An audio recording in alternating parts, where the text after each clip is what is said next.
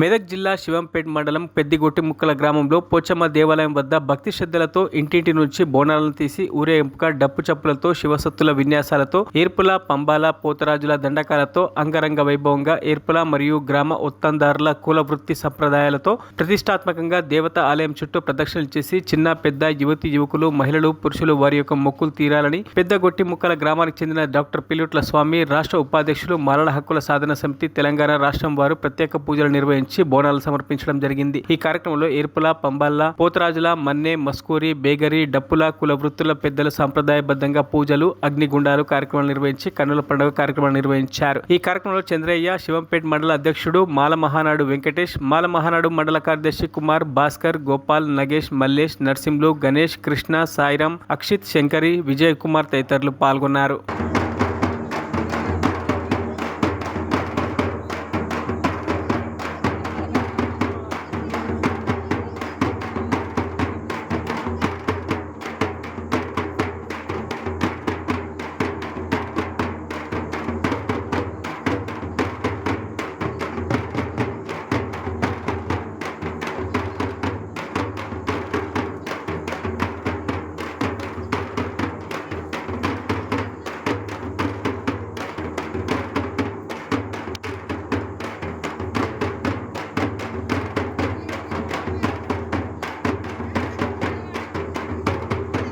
మరిన్ని అప్డేట్స్ కోసం మా ఛానల్ని సబ్స్క్రైబ్ చేయండి।